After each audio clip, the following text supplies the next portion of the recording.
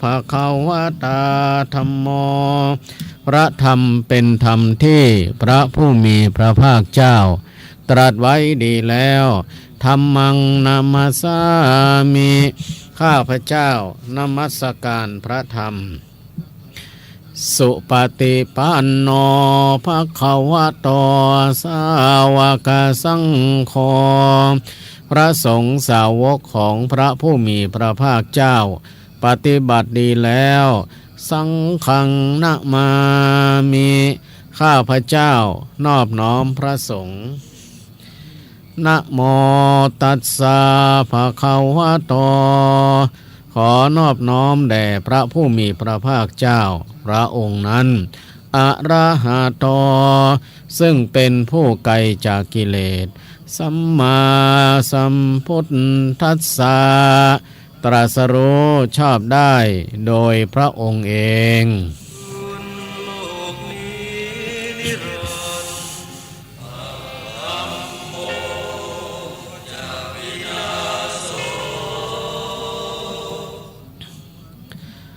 ขอถวายความเคารพ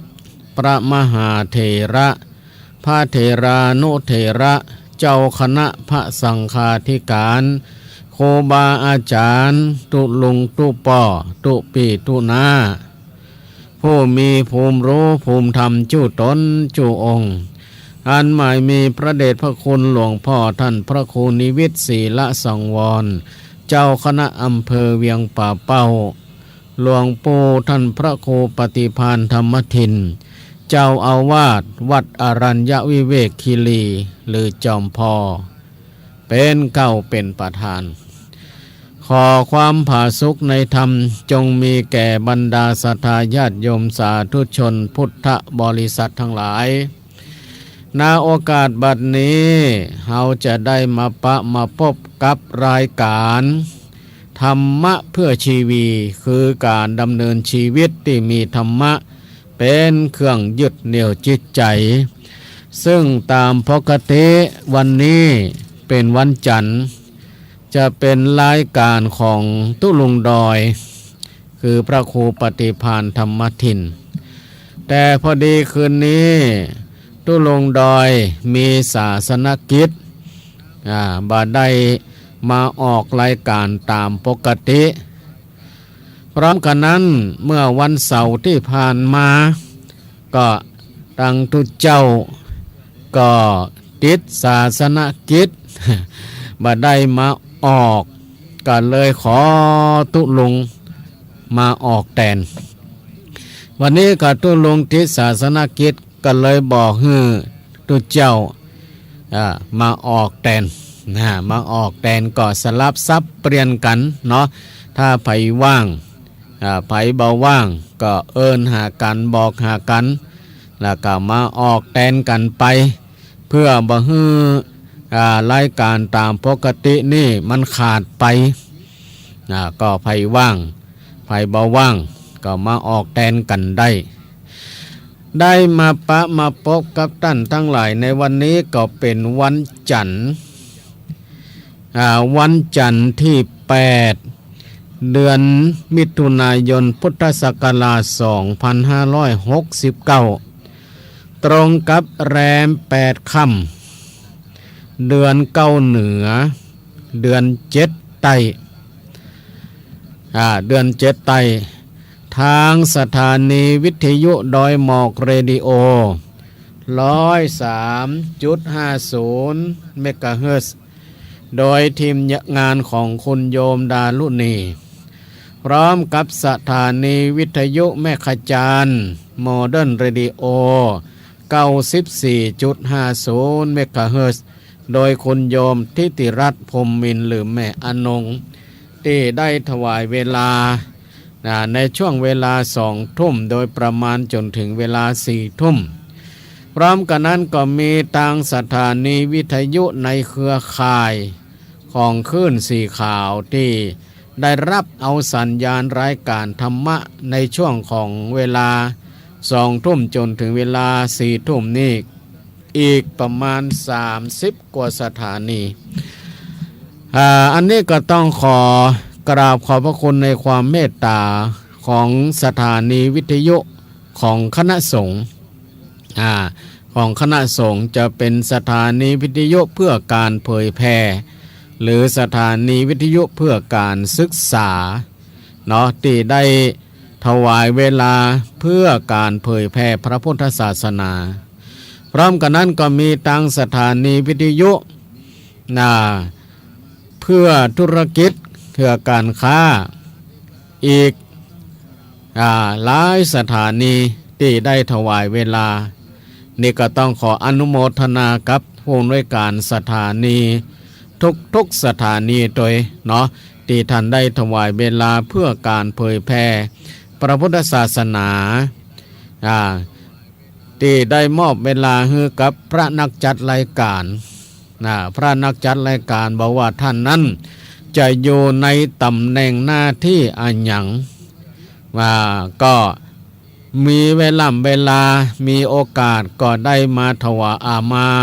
จัดรายการธรรมะออกทางสถานีทุกวันตั้งแต่ป้อนตั้งแต่เจ้าตี3ตี4มาจนถึงเวลาป้น3 ทุ่ม4 ทุ่มก็ต้องขออนุโมทนากับผู้อำนวยการสถานีทุกสถานีโดยและขออนุโมทนากับผู้เสียสละในการดูแลห้องส่งทุกสถานีโดยเจทั้งหลายโดยเฉพาะกับเจที่ได้ดูแลสถานีแม่ค่ายที่วัดปากตางเจริญปากตางเจริญที่ได้ก็เอาสัญญาณนี้ไปแล้วก็กระจายไปทั่ว8 จังหวัดภาคเหนือตอนบนนี่เจรับหรือยังนี่เจรับหรือยังถ้าบัดรับนี่ก็อนุโมทนาเด้อเจอันนี้ก็ถือว่าเป็นผู้ที่มีความรับผิดชอบเป็นอย่างยิ่งเนาะที่ได้ดูแลบรรดาญาติโยมทั้งหลายเราได้มาพบกันในวันนี้ตามปกติก็จะเป็นวันเสาร์เนาะรายการธรรมะเพื่อชีวีตามปกตินี่ก็จะเป็นวันเสาร์แต่เนื่องจากว่าเสาร์ที่ผ่านมานั้นบัดได้ออกรายการสถานีเพราะว่าติดงานศาสนกิจของทางพระสงฆ์เนื่องจากว่าในตำบลนี้ก็มีเจ้าอาวาสอดีตเจ้าอาวาสวัดป่าซักเปิ้นไล่มรณภาพไปเมื่อวันที่28 เดือนที่แล้วก็ทุกคืนก็มีการประกอบพิธีกรรมในทางพระพุทธศาสนาสำหรับทุกเจ้านี่ก็จะต้องไปดูแลรับผิดชอบในช่วงที่บำเพ็ญกุศลศพเนาะถึงแม้วันถึงแม้คืนจนถึงวันที่6ที่ผ่านมาก็เลยบ่มีเวลาเนาะบ่มีเวลาในคืนนั้นพอดีในหมู่บ้านก็ซ้ำมีศพแหมมีศพแหมวันที่6นั่นก็พอดีก็เป็นวันสุดท้ายเป็นวันสุดท้ายว่าถ้าบ่ได้ไปวันที่6ก็คงจะบ่ได้ไปละนี่นะก็เลยขอตุลุงมาออกรายการแตนคำผมจะไป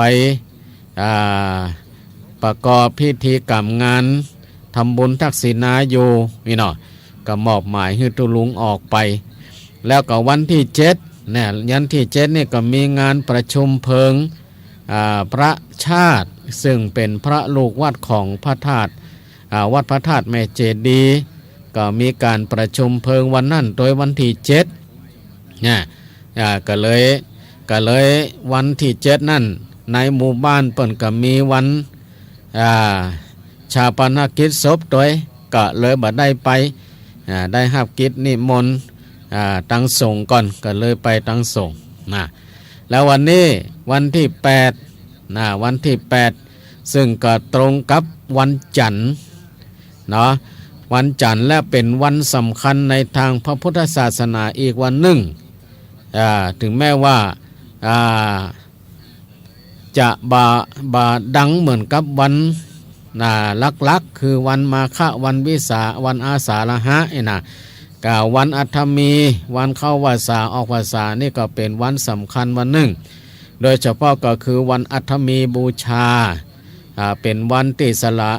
เป็นวันที่ถวายพระเพลิงสรีระของพระพุทธเจ้าที่เราได้ยินทุปีนัดทุปีนัดเปิ่นไ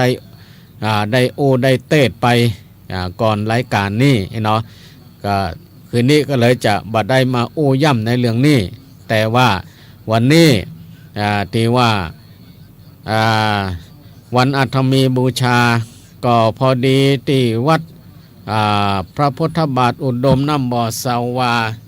ก็มีประเพณีส่งน้ำพระธาตุส่งน้ำพระธาตุวันนี้ก็ได้มีโอกาสได้ไปร่วมกับตุลุงดอยเนาะได้ไปร่วมงานประเพณีส่งน้ำพระธาตุที่วัดพระพุทธบาทอุดมน้ำบ่อสาวาวัดหลวงพ่อเจ้าคณะอำเภอคือท่านพระครูสุจิตานุรักษ์ด็อกเตอร์นี่นะก็ที่เป็นเจ้าอาวาสก็ได้ไปร่วมเสร็จจากฮั่นแล้วก็ไปดูงานการก่อสร้างพระธาตุที่วัดโสพนารามหรือห้วยงูในก็ไปดูตัวตุลุงดอยแล้วก็พระครูอภิวัฒนวิกรมพระอาจารย์มหาสมชาติว่าเดี๋ยวนี้งานการก่อสร้างพระธาตุนี่ไปถึงไหนแล้วนี่นะก็ได้ไปแวะไปยือไปเยี่ยมพอเพื่อเป็นกำลังใจให้กับตังเจ้าภาพก็คือตังเจ้าอาวาสตลอดถึงศรัทธาญาติโยมห้วยงูในเนาะเปิ้นก็ให้การต้อนรับเป็นอย่างดีเปิ้นก็ดีอกดีใจโอ้ปันนี้เปิ้นมอบลินจีลินจีเหมาะเด้ออนุโมทนาตัวที่เปิ้นได้ถวายลินจีโดยคุณโยมกนกพิษเนาะอันนี้ก็ได้ไปยือไปเยี่ยมพอว่าบัดเดี๋ยวนี้เปิ้นมีงานการก่อสร้างเจดีย์ไปถึงไหนละก็ใกล้จะแล้วละเนาะใกล้จะแล้วละแล้วก็เหลือหันบ่กี่เดือนก็จะมีการยกชัดมีการยกชัดในเดือนมิถุนากรกฎาสิงหาก็บ่เหมือนละเดี๋ยวก็จะแจ้งให้หำกำเสร็จจากหันแล้วก็ได้ออกเดินทางกลับก็มาแวะวัดปางปอยมาแวะวัดปางปอยซึ่งก็มีโยมมีโยมที่เปิ่นได้ไปร่วมงานซึ่งก็มีหลายท่านโดยเฉพาะก็ที่ไปแวะทุกครั้งที่ไปหันก็คือบ้านแม่มีแม่อาม2-3พี่น้องตลอดถึงญาติโยมที่เปิ่นไปร่วมงานของคืนสีขาวเปิ่นไปเก็บจะทุกที่ไปเก็บจะทุกที่แล้วก็ไปยือไปเยี่ยมพอว่าเดี๋ยวนี้เปิ่นก็สร้างเจดีย์ครอบกับองค์เจดีย์องค์ก่อนก็ไปดูไปพอเพื่อเป็นกำลังใจแล้วก็เพื่อหาทางในการที่จะช่วยเหลือในการเกิดการสร้างกันนั้นก็ไปหาปอน้อยปอนหนานป้อนตีวัดเสาหินเนาะก็เปิ่นอยู่บ้านสวนบ้านสวนก็ไปยือไปย่ำก็เป็นญาติธรรมคนหนึ่งที่ติดตามรายการธรรมะของครูบาอาจารย์ก็ได้ไปยือไปเยี่ยมเปิ่นไปให้กำลังจิตกำลังใจเป็นคนเฒ่าคนแก่2เฒ่าป่ออุ้ยแม่อุ้ยป่ออุ้ยแม่อุ้ยเนาะเพื่อเป็นกำลังใจให้เปิ้นเนาะให้เปิ้นเพราะว่าก็เป็นญาติธรรมผู้ติดตามรายการธรรมะของครูบาอาจารย์มาเมินเนาะได้ไปตั้งนั่นก็ได้ไปยือไปเยี่ยมไปก็มีญาติโยมไปด้วยกันหลายคนไปยือไปเป็นกำลังใจฮือเปิ้นนี่ก็ภารกิจที่ไปกันในวันนี้ก็เป๊กมาก็ถึง5 โมงเย็น5 โมงปลายน้อย5 โมงปลายเสร็จแล้ว อาบน้ำอาบท่าสงน้ำสงยามเสร็จสัดเรียบร้อยแล้วก็เตรียมตัวมาเข้าสถานีตุลุงดอยก็เตรียมตัวไปร่วมงานศพอีกงานหนึ่งนี่ก็เป็นญาติธรรมผู้ติดตามรายการธรรมะของครูบาอาจารย์ประจำนี่นะประจำที่บ้านสันสลีนะดูจะแม่อุ้ยมอนแม่อุ้ยมอนวรรณาอายุ94 ปีเปิ้นก็ได้เสียชีวิตลงไปเนาะเสียชีวิตลงไปก็สร้างความเศร้าโศกเสียใจให้กับลูกกับหลานโดยเฉพาะก็ลูกชายที่เป็นเจ้าอาวาสอยู่วัดเฟยไฮแต่คืนนี้ก็ได้ไปร่วมเป็นเจ้าภาพคืนนี้ตุลุงดอยเปิ้นก็ว่าถ้าอันจะไปร่วมเป็นเจ้าภาพเนี่ยกรรมคืนนี้เอามาหาก็ออกรายการแตนกำเด้อนี่นะก็เลยได้มาออกรายการแตนตุลุงดอยตุลุงดอยก็ไปร่วมเป็นเจ้าภาพแม่อุ้ยมอนวรรณาอายุ94 ปีโอ้ก็แข็งแรงอยู่เด้อบ่ค่อยเจ็บเป็นเย็นอุ่นอันยังเป็นแต่ว่าเนาะบ่เจ็บบ่ไข้บ่เมื่อยพอถึงเวลาแล้วก็เปิ้นก็จากลูกจากหลานไปโดยความสงบก็ศพก็ตั้งบำเพ็ญกุศลไว้ที่วัดสันสลีวัดสันสลีก็จะมีงานชาปนิกิจศพปั้นวันพัดนี่นะวันพัดอันนี้ก็ได้ไปร่วมเมื่อคืนที่ผ่านมาคืนนี้ก็ตุลุงดอยไปเอาละบรรดาญาติโยมทั้งหลายได้มาพบกับตันในวันนี้ก็จะได้มาได้มามาจ๋าย้ำเตือนเกี่ยวกับเรื่องหัวข้อตีตั้งไปไว้เมื่อวันเสาร์ก่อนเนาะว่าจะมาถึงเรื่องการปฏิรูปชีวิตตามรอยธรรมการปฏิรูปชีวิตตามรอยธรรมก็การปฏิรูปนั่นท่านทั้งหลายในยุคนี้ในสมัยนี้นี่เฮามักจะได้ยินคำนี้คำนี้ว่าเปิ้นมีการปฏิรูปตั้งโลกนี่เปิ้นมีการปฏิรูปอันหยังก็อย่างเช่นการเมืองปฏิรูปการเมืองปฏิรูปการศึกษาปฏิรูปด้านเศรษฐกิจปฏิรูปทางด้านสังคมก็สำหรับรายการธรรมะนี่บ่ได้ไปบ่ได้ในเรื่องของตังนอกเนาะบ่ได้ถึงเรื่องตังนอกแต่จะมาถึงเรื่องการปฏิรูปชีวิตก็ปฏิรูปตัวเองนี่แหละเนาะปฏิรูปตัวเองนี่แหละว่าจะปฏิรูปอย่างใดตามวิถีธรรมะก่อนอื่นนั่นเราต้องมาเข้าใจคำว่าปฏิรูปชีวิตก่อนคำว่าการปฏิรูปก็คือการปรับปรุงการปรับปรุงการเปลี่ยนแปลงแล้วก็พัฒนาวิถีคือการดำเนินวิถีชีวิตจะพัฒนาอย่างไรการดำเนินชีวิตบอกว่าจะเป็นทั้งกายทางวาจาและทางใจเพื่อจะให้ตั้งมั่นอยู่ในความดีงามแล้วก็กฎแห่งกรรมเพื่อจะให้เกิดประโยชน์สุขให้กับตนเองตลอดถึงผู้อื่นแล้วก็สังคมแล้วก็สังคมอันนี้คือการปฏิรูปชีวิตที่จะมานำเสนอท่านทั้งหลายวันนั้นได้ไปแล้วกรรมแต่ยังบ่จบดีเตื้อก็จะได้มาย้ำเกี่ยวกับการปฏิรูปตัวเองง่ายเนาะการปฏิรูปตนเองนั่นจะมีหลักการสำคัญที่แบ่งออกเป็น4มิติที่ว่าจะต้องปฏิรูปนั่นประการแรกก็คือปฏิรูป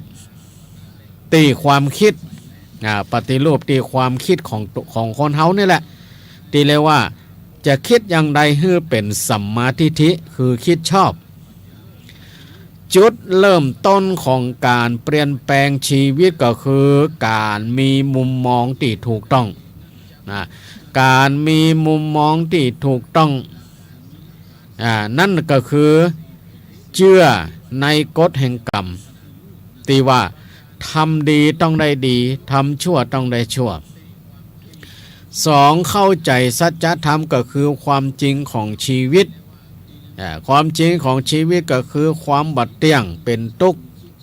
บัดใจตัวตนเนี่ยอันนี้เป็นห้องว่าปฏิโลภที่ด้านความคิดก่อนคิดก่อนประการที่สองปฏิโลภที่ด้านการกระทำปฏิโลภกันทางด้านการกระทำก็คือเรื่องของศีลศีลห้าเบญจศีลเบญจธรรมปรับเปลี่ยนพฤติกรรมคือบ่เบียดเบียนตนเองและก็ผู้อื่นนั่นก็คือบ่ฆ่าสัตว์ตัดชีวิตและมีความเมตตากรุณาเนี่ยเบญจศีลเบญจธรรมบ่ลักทรัพย์และก็ประกอบอาชีพที่สุจริตที่เรียกว่าสัมมาอาชีวะเนี่ยเบญจศีลเบญจธรรมสำรวมในกามไม่ประพฤติในกามไม่ประพฤติผิดในกามไม่พูดโกหกพูดแต่คำสัตย์คำจริงไม่ดื่มสุราหรือเสพของมึนเมาเพื่อจะรักษาสติสัมปชัญญะอันนี้เพราะว่าการปฏิรูปด้านการกระทำประการที่สามคือปฏิรูปในด้านการดำเนินชีวิตที่เรียกว่ามัชฌิมาปฏิปทา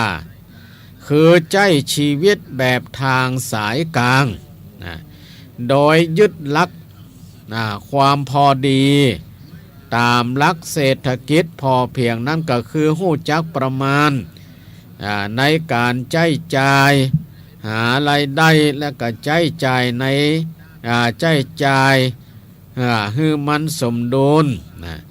สันโดษพอใจในสิ่งที่มีตนมีแล้วก็หามาได้โดยน้ำพักน้ำแรงของตัวเองนี่เพราะว่าปฏิโลภในการดำเนินชีวิตประการต่อไปก็คือปฏิโลภที่จิตใจก็คือการเจริญภาวนาและปัญญาเพื่อเป็นการพัฒนาจิตใจให้สงบเป็นอิสระ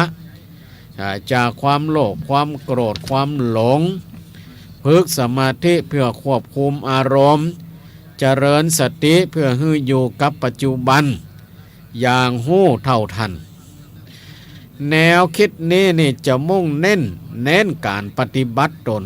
เพื่อพัฒนาจิตวิญญาณตามแนวทางที่ได้รับการเผยแผ่อย่างกว้างขวางอันนี้แหละคือการปฏิรูปการปฏิรูปทางด้านสำคัญตามหลัก4มิติด้วยกันที่ว่าได้โอไปข้างก่อนว่าการเมืองเมื่อการเมืองเปิ่นพัฒนาปฏิรูปแล้วปรับปรุงแล้วเฮานี่ยังอยู่ยังเก่าอยู่กะตามปกติคนเฮาก็ต้องมีการปรับปรุงพัฒนาอยู่เสมอเนาะอยู่เสมอบอกว่าจะด้านใดอย่างที่ว่าบอกว่าจะด้านใดจะด้านความคิดด้านการกระท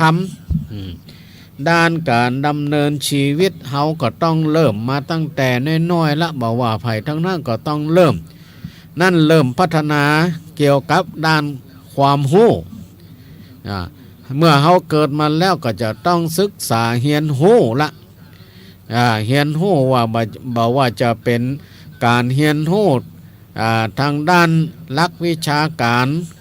หลักการปฏิบัติอย่างก็ดีหรือพัฒนาทางด้านอาชีพอาชีพเฮาเรียนจะเรียนทางด้านใดสายอาชีพกาสายตรงกาก็แล้วแต่มีฮือการมีฮือเลือกสปะแต่ละศิลป์แต่ละศาสตร์นั่นเพราะฉะนั้นชีวิตของเฮานั่นเฮาก็จะต้องปฏิรูปเหมือนกันเฮาจะต้องปฏิรูปเหมือนกัน ก็คือปรับปรุงเปลี่ยนแปลงพัฒนาวิถีและกับการดำเนินชีวิตบอกว่าจะเป็นทั้งกายทั้งวาจาและทางใจเนาะและทีนี้การพัฒนาหรือว่าการปฏิรูปชีวิตนี่สิ่งที่เฮาทำนั้น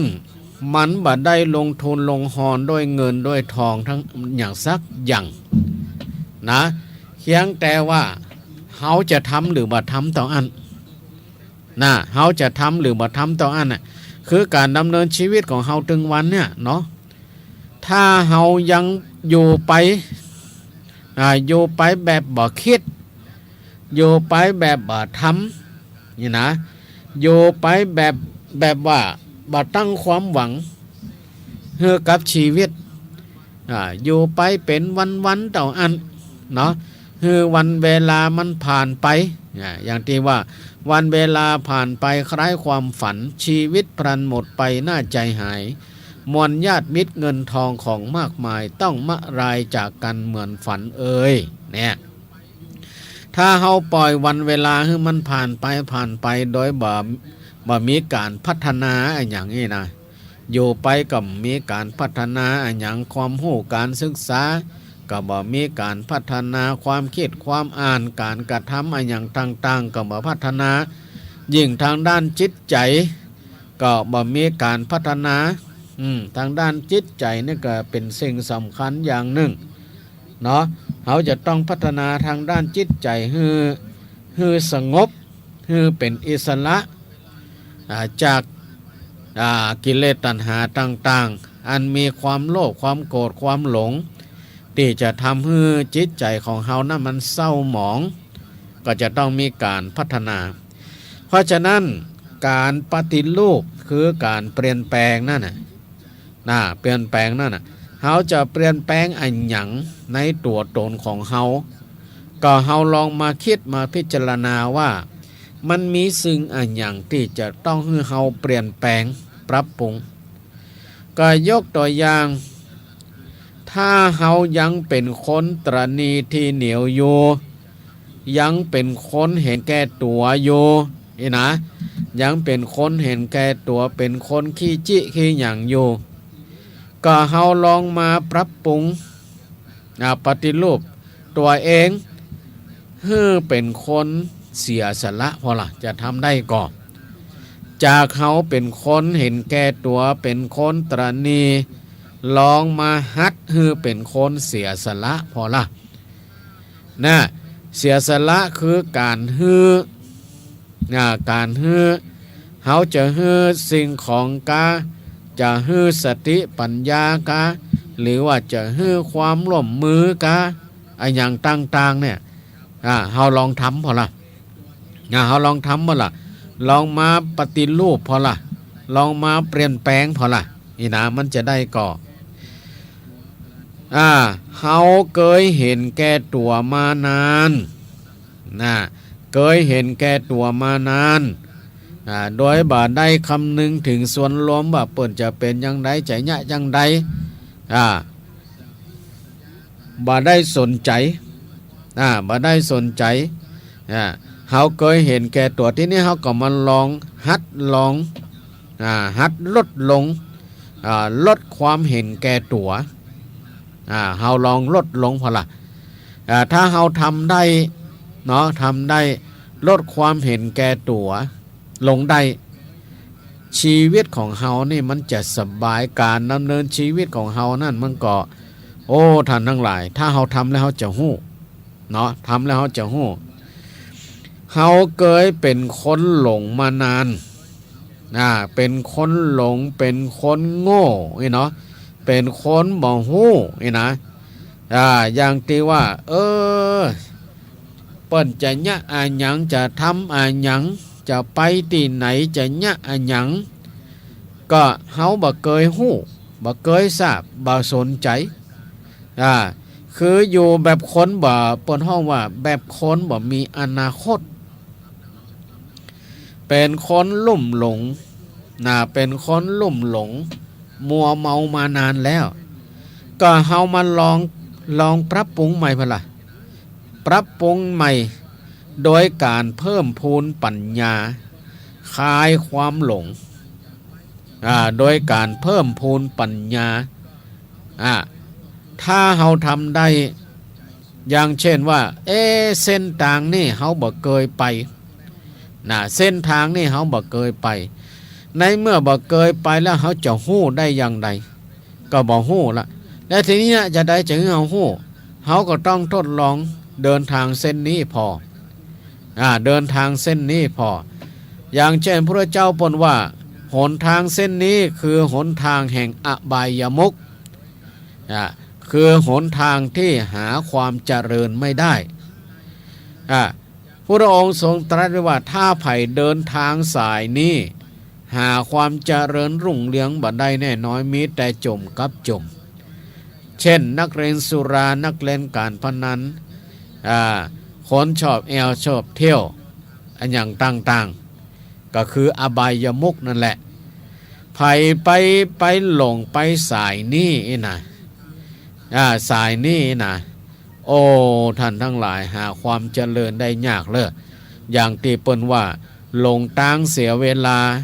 หลงติดยาหมดความสำคัญหลงการพนันหมดตัวหลงชั่วหมดดีหลงชั่วหมดดี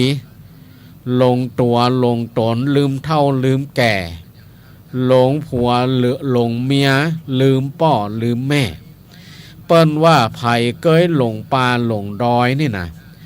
หลงป่าหลงดอยนี่ยังมีโอกาสหาทางที่จะออกมาได้แต่ถ้าไผ่หลงจิตหลงใจเนี่ยท่านทั้งหลาย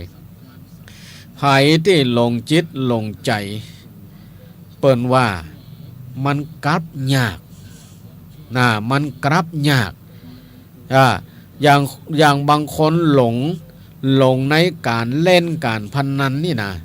หลงเล่นการพนันเล่นตึงแหม่วันเล่นตึงแหม่คืนแล้วก็บาหารลอยสักเตี่ยบาหารลอยสักเตี่ยก็ยังหลงยังเล่นยังม่วนยังเมาอยู่ก็ทำไมถึงเป็นอย่างนั้นบางคนนี่หลงในการดื่มกินสุราประเภทนี้ก็เหมือนกันกินตึงแม่วันกินตึงแม่คืนกินอยู่ตลอดบ่มีวันสว่างนั่นหมายความว่าเมาอยู่ตลอดบางครั้งนี่นั่งไหนรับหันจะนอนเหี่ยนอนหายนอนกลางตากลางตางนอนตัดสลมสลาก็ดีนะมันหลงนะมันหลงมันเมาเพราะฉะนั้นบางคู่บางคนพอถึงจุดหนึ่งพอถึงจุดหนึ่งถึงมีความสำนึกได้ว่าโอ้เป็นว่าเฮาหลงมาเมินเนี่ยกันนี่เฮาหลงติดสุราหลงการพนันหลงอบายมุขอย่างต่างๆเฮาหลงมาเมินแล้วเนาะมันน่าจะมาปรับเปลี่ยนพฤติกรรมใหม่มาปรับเปลี่ยนพฤติกรรมใหม่ศึกษาหาความรู้เพื่อจะมาแก้ความหลงนี่บางคนก็ดีบางคนก็ดีอย่างบางคนเนี่ยเฮาสังเกตพอเนาะกินเหล้าอยู่ตลอดเวลาไผจะว่าไผจะสอนไผจะแนะไผจะนำอย่างนี้นะมันถึงบ่เชื่อมันถึงบ่ฟังบ่ต้องมาโอ้บ่ต้องมาสอนคนใหญ่แล้วบ่ต้องมาสอนจิหีดแมงจรไผสอนมันเต้นหรออย่ามาย้อนว่าอยู่นะบางคนนะแม่นละท่านทั้งหลายคนที่เมาอยู่ตลอดเวลานะคนที่เมาอยู่ตลอดเวลานั่นน่ะเปิ้นเปรียบเสมือนกับสัตว์ที่เปรียบเสมือนกับคนที่หับใจกรรมเหมือนกับสัตว์นรกเปิ้นว่าสัตว์นรกเขาจะมีชีวิตอยู่ได้เพราะผลของกรรมนั่นคือเขาจะต้องเสวยผลของกรรมเขาถึงจะมีชีวิตก็เหมือนกับคนที่กินเนี่ยคนที่บ่กินก็อาจจะมองไปในอีกแง่มุมหนึ่งว่าทำไมเขาต้องกิน แล้วคนที่กินเนี่ยท่านทั้งหลายคือมันติดละมันติดอะไรนะย่างบ่ได้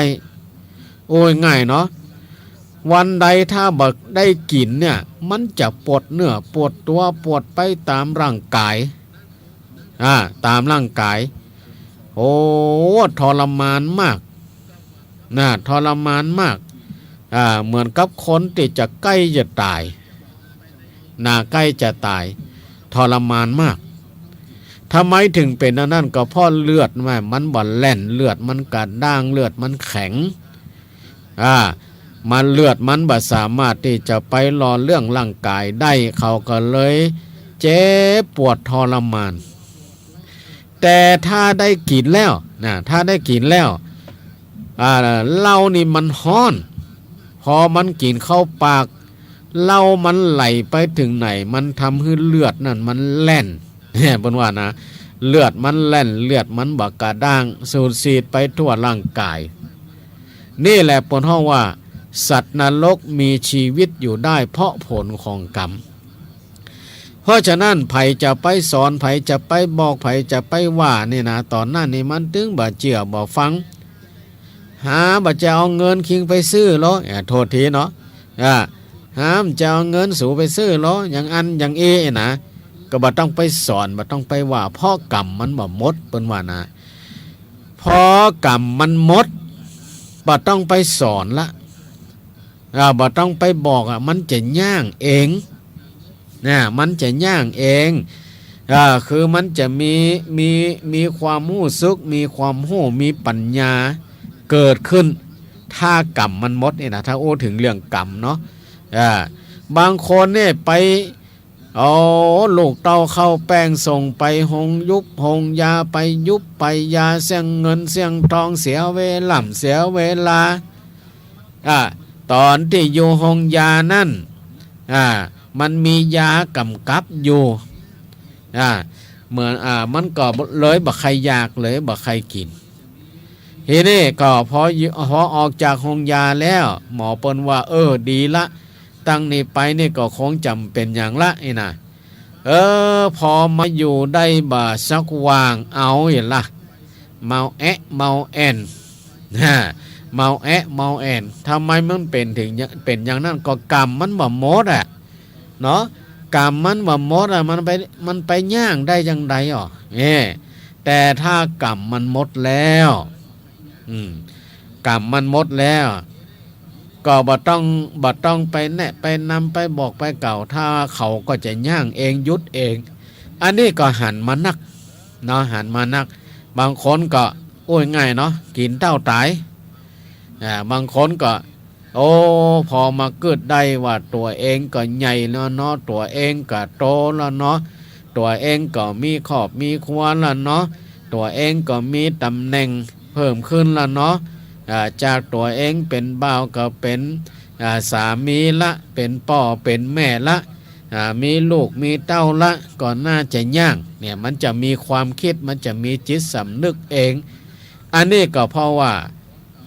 กรรมมันหมดบางคนพ่อแม่เคยเลี้ยงดูมาเลี้ยงดูเอาใจใส่ตั้งแต่น้อยๆชนิดที่ว่ายุงบ่ฮือได้ไต่ไรบ่ฮือได้ตอมพอใหญ่โตมา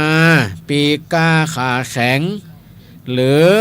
ไปห่ำไปเฮียนมีความรู้มีการศึกษามีงานทำต่างอำเภอต่างจังหวัดต่างประเทศห่างจากพ่อจากแม่บ่ได้สนใจว่าพ่อแม่จะอยู่จังใดจะกินยังใดพ่อแม่เฒ่าแก่หรือยังพ่อแม่ยังทำงานไหวหรือยังพ่อแม่ยังอยู่กันหรือบ่อยู่กันนะบางคนเอาหน้าเป็นไปบ่สนใจบ่สนใจว่าพ่อแม่จะเป็นยังไดบ่จะเป็นยังไดจะยะยังไดบ่สนใจบางคนบางท่านก็ยังดีอยู่ทำงานมีเงินเดือนเงินดาวมาก็ส่งให้พ่อให้แม่ได้จ่ายมีโทรศัพท์ก็มันโทรไปหาไปไปจ๋าให้กำลังจิตกำลังใจพ่อแม่ ก็ถือว่ายังดีอยู่แต่บางคนที่ทอดทิ้งพ่อแม่เนี่ยคือมาปฏิวัติตัวเองใหม่คือมาปรับปรุงตัวเองใหม่ว่าสิ่งที่ตัวทำนั้นน่ะมันบัดดีเด้อนี่นะก็มาปรับปรุงพิจารณาตัวเองใหม่นะโอ้ยง่ายคือมาปฏิรูปว่าเฮาเคยเคยทอดทิ้งพ่อแม่เคยทอดทิ้งครูบาอาจารย์บ่รับผิดชอบทางด้านครอบครัวนี่นะก็มาปรับปรุงแก้ไขใหม่บางคนบางคนเนาะนอนตื่นสายนอนตื่นขวายมาเหมือนละโอ้แต่เนาะท่านทั้งหลายบางคนนี่เฮาหันเนี่ยพอมีขอบมีครัวละพอเป็นป้อคนแม่คนละก็นอนรับลูกขวายอยู่โอ้ตะวันบ่ขึ้นตะวันขึ้นไปปะน่ะได้เป็นเศร้าสองเศร้าเพราะตัวเองเนี่ยบ่ลูกเตือลูกจะกินอย่างใดจะไปโรงเรียนอย่างใดบ่สนใจนอนจมนอนแจ่อยู่กะดินนอนก็เมื่อเป็นอย่างนี้ต้องมาปฏิวัติใหม่ต้องมาปฏิวัติมาปรับปรุงใหม่เฮายิ่งเฮามีตำแหน่งหน้าที่ที่จะต้องรับผิดชอบนักเนี่ยเฮาจะมัวรับมัวนอนบ่ได้อย่างที่เปิ้นโอเปิ้นจากันว่าพระเจ้านอนกี่ชั่วโมงเศรษฐีนอนกี่ชั่วโมงพระเจ้าแผ่นดินเปิ้นนอนกี่ชั่วโมงคนสามัญธรรมดานอนกี่ชั่วโมงยาจกว่ามีพวกขอทานนอนกี่ชั่วโมงเนี่ยเปิ้นยังว่าเปรียบเทียบว่าเห็นซ้ำนะเนาะเพราะฉะนั้นคนที่นอนน้อยทำงานหนักนอนน้อยทำงานหนักเปิ้นจะมีความสุขมีเงินมีทองมีฐานะมีตำแหน่งมีความโหคนเฮาทุกคนถึงวันนี้ต้องการคนที่เปิ้นมีความขยันรับดึกลูกเจ้าเปิ้นว่านะรับดึกลูกเจ้าดังที่ครูบาอาจารย์เปิ้นว่ารับลูกเจ้ากินพักยอดป่ายรับลูกขวายกินพักตังเก้ารับลูกขวายปลาลูกปลาเต้าเป็นหนี้เป็นค่าอย่างที่เปิ้นว่าเปิ้นเทศนาเนี่ยเพราะฉะนั้นเราต้องมีการปฏิวัติมีการปฏิวัติมีการต้องปรับปรุงตัวเก่าการปรับปรุงตัวเก่าเนี่ยก็อย่างที่ว่าเนี่ยมันบ่ใจเงินใจทองอย่างอยู่ที่ตัวเฮานี่แหละก็คือปฏิโลภทางด้านความคิดการกระทำการดำเนินชีวิตทางด้านจิตใจเฮาลองมาปฏิวัติพอละบ่ต้องมาฮื้อไผสอนบ่ต้องมาฮื้อไผสั่งบางคนมันบ่ชอบโลบ่ชอบที่จะฮื้อไผมาสอนบ่ชอบจะฮื้อไผมาสั่งบ่ชอบที่จะฮื้อไผมากันแนะกันแหนนี่บ่ชอบฮื้อไผมาจำจี้จำใช้ก็เฮาต้องปรับปรุงตัวเองกะแก้ไขตัวเองกะคนอื่นเปิ้นก็หวังดีนั่นแหละเนาะเพราะฉะนั้นไผตีตื่นขวายมาเมินแล้วลองมาปฏิรูปตัวเองใหม่ปรับปรุงตัวเองใหม่ลองมาตื่นกันเจ้าเขาล่ะโอ้บัดเดียวนี้ถ้าไผตื่นขวายบัดได้ฟังตุ้ลุงยองเปิ้นเตศนะแม่เจ้านะตี 3 ตี 4เปิ้นลูกเตศแล้วนะถ้าไปรับลูกขวายบัดได้ยินนะเด้อแน่ประการต่อไปเฮาไปทำงานสายแทบทุกวันเฮาไปโรงเรียนสายแทบทุกวันเราไปทำงานสายแทบทุกวันยิ่งเป็นละเด็กละอ่อนนักเรียนนักศึกษาแต่ก่อนนี่บ้านนอกบ้านนาเฮานี่เนาะโรงเรียนเข้าป้น8 โมงปลายแล้วก็เดินไปโรงเรียนกันแต่ก่อนนี่จะไปขวายก็ได้มันมีปัญหาเนาะบ้านนอกบ้านนาเฮาแต่ก่อนเนี่ยแต่มาบัดเดียวเนี่ยละอ่อนนี่จะมารับลูกขวายบัดได้เด้อบางคนเข้าโรงเรียนไก่จากบ้านจากจองไก่ไปโอ้ยเป็น10 กิโลอย่างเช่นตั้ง เวียงป่าเป้าไอ้เนาะจะไปเข้าโรงเรียนมัธยมก็หลักของอำเภอก็อย่างเช่นโรงเรียนเวียงป่าเป้าวิทยาคมโรงเรียนแม่เจดีย์วิทยาคมถ้าอยู่ตั้งกลางนี่นะไปตั้งแม่ขาจานก็10 กว่า10 ปลาย10 กว่ากิโลบัดตาม10 กิโลไปโรงเรียนเวียงป่าเป้าวิทยาคมก็บัดตาม10 กิโลและทีนี้บัดเดียวเนี่ยมันขึ้นรถกันไป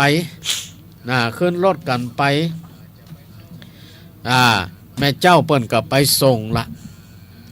เปิ้นจะต้องไปรถไปตะเวนตะเวนฮับละออนละสมมติว่า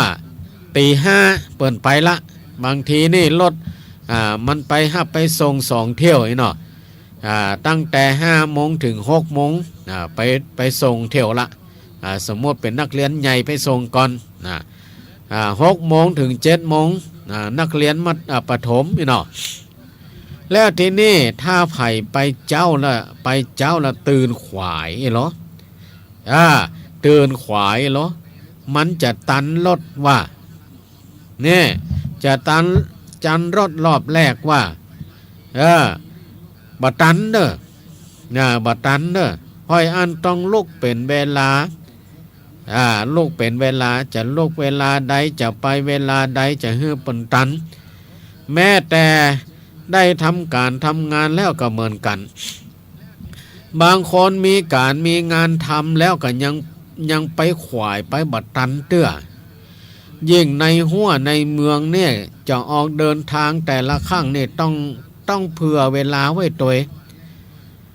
สมมติว่าเขาทำงานเข้าทำงาน8 โมงแล้วบ้านเขาอยู่ไกลกี่กิโลจะใช้เวลาในการเดินทางกี่นาทีและทีนี้การเดินทางนั้นถ้าในหัวในเมืองรถมันติดก่อตามปกติสมมติเขาไป6 โมงก็ตันละนะ6 โมงก็ตันละแต่เขาต้องเผื่อว่าเกิดรถมันติดหรอเกิดรถมีปัญหาหรอเขาจะต้องไปเผื่อไปแหมประมาณครึ่งชั่วโมงเนี่ยสมมติว่า5 โมงครึ่งเขาไปละนี่นะเนี่ยเขาเคยทำการทำงานเคยไปขวายบัดตันไปสายอยู่ตลอดก็ต้องมาปรับปรุงมาปฏิรูปตัวเองโดยการรับลูกเจ้าแหมน้อยลูกเจ้าแหมน้อยหรือบางโคบางคนมีลูกมีเต้าแล้วแต่บ่เคยอบรมสั่งสอนลูกมาเลยบ่เคยสั่งสอนบ่จ้างสอนบ่จ้างสั่งบ่จ้างอบรมลูกนี่นะมันจะเป็นอย่างใดจะยากอย่างใดก็ตามใจมันทีนี้เมื่อมีปัญหาอย่างขึ้นมาเปิ้นจะถามมึงเป็นลูกไผเป็นแม่ชื่ออันหยังพ่อชื่ออันหยังเปิ้นบ่บอกบ่สั่งบ่สอนกาอย่างอันอย่างอีนะอันนี้ไผเป็นพ่อคนแม่คนก็สำคัญเหมือนกันเด้อลูกจะดีลืมดีก็อยู่ที่พ่อที่แม่จะต้องแนะนำตักเตือนสั่งสอนทั้งอบทั้งรมถ้าต้องการจะต้องให้ลูกเป็นคนดีคนดีก็จะต้องมันอบมันรมเขาเอาไว้บางคนบ่สอนบ่สั่งบ่แนะบ่นำบ่ตักบ่เตือนปล่อยมันอยู่ไปอย่างอันตามยถากรรมนี่นะบ่ได้เด้อเนาะบ่ได้เด้อเพราะฉะนั้นถ้าไผบ่เคยอบรมสั่งสอนลูกก็ลองมาอบรมลูกพอละจะใช้เวลาใดช่วงไหนที่เฮาอยู่กับลูกกับเต้าสอนลูกสอนเต้าได้ก็มาปรับเปลี่ยนพฤติกรรมอย่างต่างๆนี่ประการต่อไปบางคนเป็นคนบ่จริงใจกับไผมานานโดยเฉพาะกะถ้าว่าเป็นผมเป็นแฟนกันนี่นะยิ่งเป็นผมเป็นแฟนกันนี่เป็นสามีภรรยากันนี่ต้องการความจริงใจต้องการความซื่อสัตย์ ซื่อตรงต่อกันบางคนนี่ต่อหน้าไปอย่างลับหลังไปด่างบ่จริงจังบ่ซื่อสัตย์บ่จริงใจบ่ซื่อสัตย์ซื่อตรงต่อกันเมื่อเป็นอย่างนี้ก็ทำให้การดำเนินชีวิตมีแต่ปัญหามีแต่เรื่องก็ลองมาปรับปรุงแก้ไขละสามีภรรยาอยู่ด้วยกันก็ต้องมีความจริงใจมีความซื่อสัตย์ซื่อตรงต่อกันบ่ทำตัวเป็นคนนอกจิตนอกใจนี่นะต่อหน้าไปอย่างลับหลังไปอย่างมีแต่เรื่องมีแต่ปัญหาสร้างแต่ความเดือดร้อนสามีภรรยาลูกเต้าก็อยู่ด้วยกันบ่มีความสุขมีแต่ปัญหามีแต่เรื่องเมื่อเป็นอย่างนี้เมื่อเฮาอยู่เรือลำเดียวกันแล้วก็จะต้องช่วยกันประคับประคองอย่าให้เรือนี่มันจมลงจมลงเพราะความบ่จริงใจต่อกันความบ่ซื่อสัตย์ต่อกันท่านทั้งหลายเฮาสังเกตบางครอบครัวอยู่ด้วยกันมีลูกมีเต้าละมีลูก2 คน3 คนบางคนก็พอได้เป็นพ่ออุ้ยแม่อุ้ยละแต่สุดท้ายมาก็เรือแตกเรือล่มกลางคันอยู่ด้วยกันบ่ได้เพราะหยังหัวบ่ซื่อสัตย์ต่อภรรยาบ่ซื่อสัตย์ต่อสามีหัวบ่จริงใจกับภรรยาก็บ่จริงใจกับสามีเมื่อเป็นอย่างนี้ครอบครัวก็อยู่ด้วยกันบ่ได้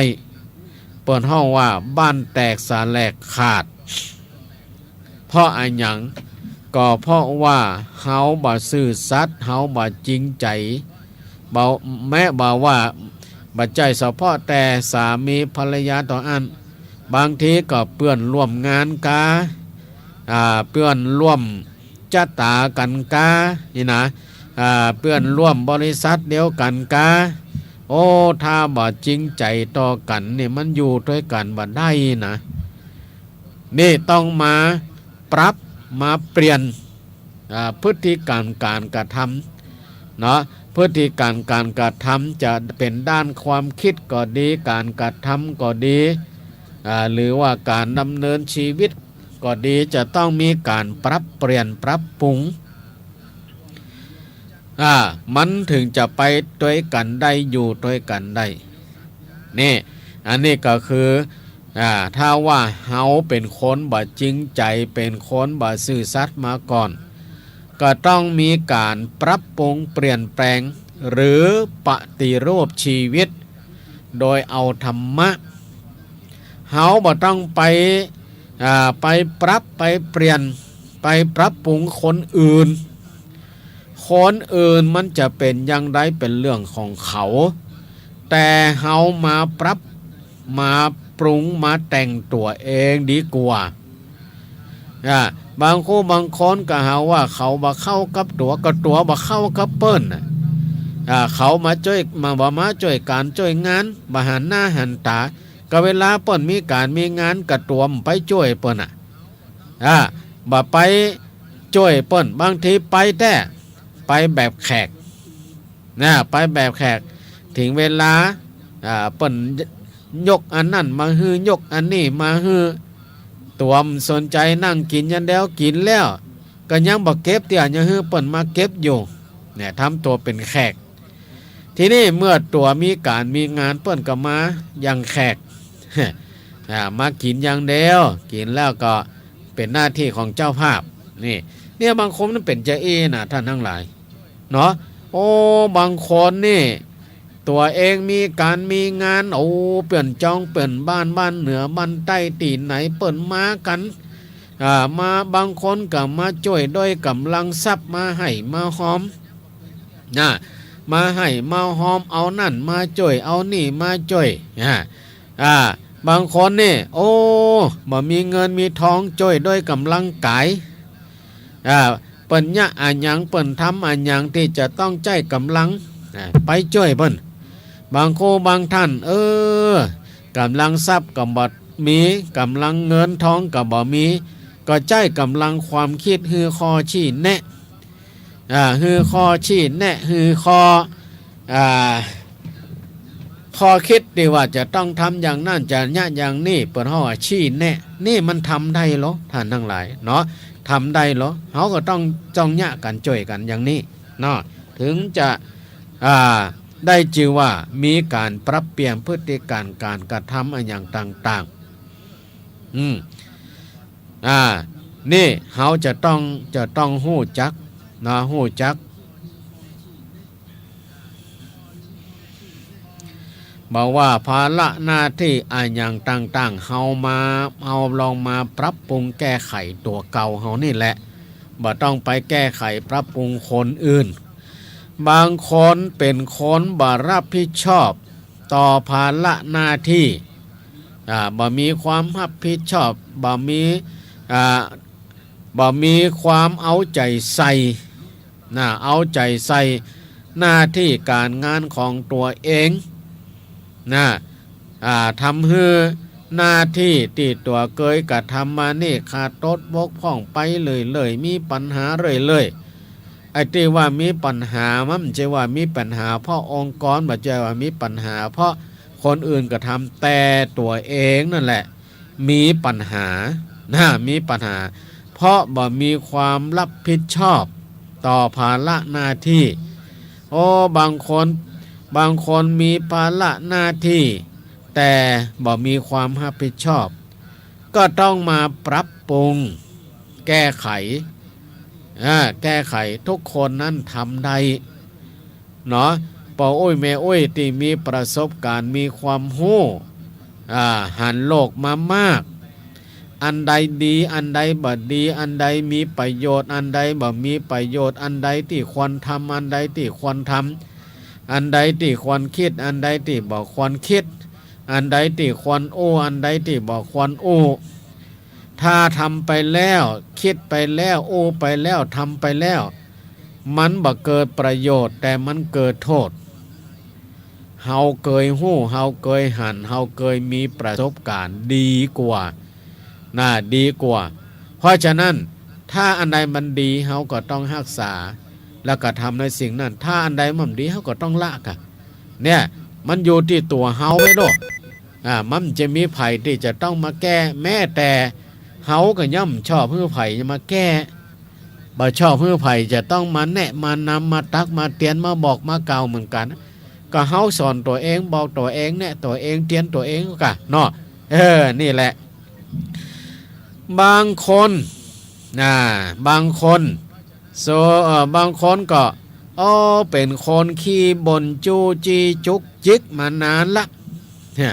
อันอย่างน้อยก็บ่นอันอย่างน้อยก็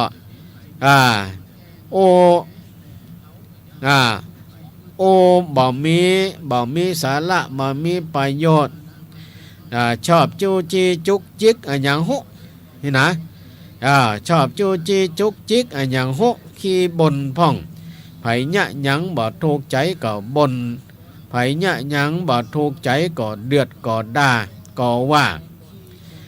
คืออันอย่างบ่ถูกใจอย่างสักอย่างบางคนมันเป็นอย่างนี้นะบอกฮือลูกฮือหลานบ่ยะก็หาว่าลูกหลานบ่ดีบ่ทำตามบ่เก่าอันหยังบ่ยะอีนะ บางคนลูกมาบ่นฮือไก่พ่องบ่นฮือหมาพ่องบ่นฮือลูกฮือหลานพ่องรับลูกควายอย่างอันอย่างบ่ช่วยการช่วยงานข้อประเภทนี่ก็ต้องแก้ไขตัวเองนะต้องไปแก้ไขที่เขานี่ว่าต้องไปแก้ไขที่เขาเฮาเคยเป็นคนขี้บ่นขี้จูจุกจิกมานานแล้วก็ปรับคำพูดปรับคำพูดปรับคำแล้วก็กอยจากันจ้อยจากันพยายามละกำกำจาติ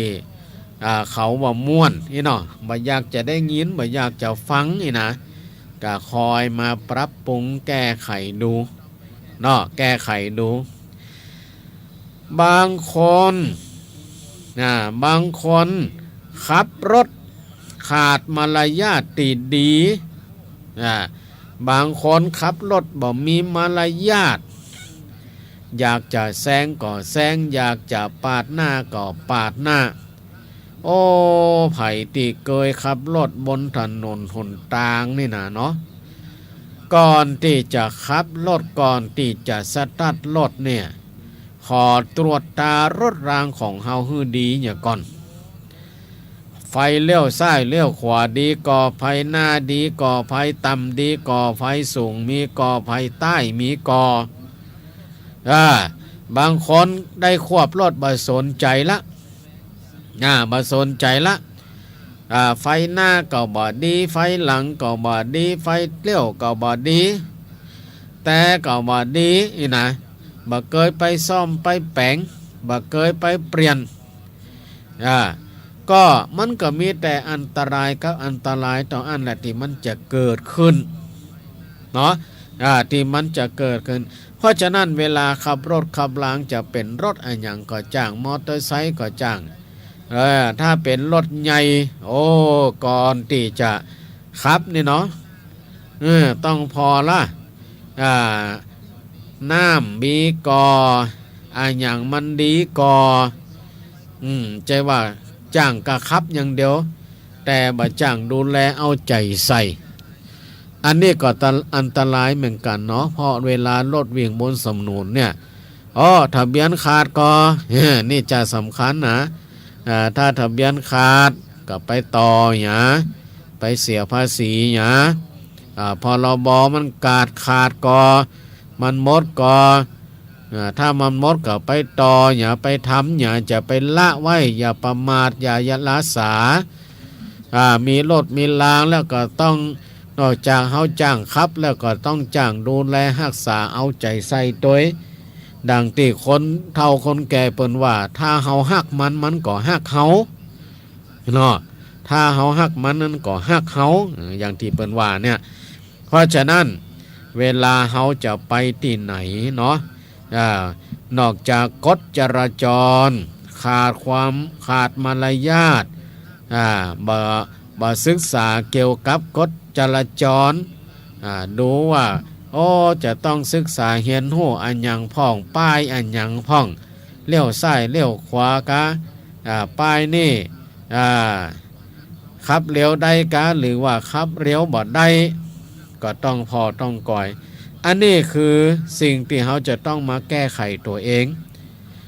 ฮึกเป็นคนมีมารยาทดูแลเอาใจใส่พ่องบางคนชอบเที่ยวชอบแอวแหล่งลึงลมแหล่งเริงรมมาเมินละนี่นะตั้งแต่เป็นบ่าวจิตลิศละชอบแอวเนี่ยชอบแอวมีงานสนุกสนานลื่นเริงที่ไหนไป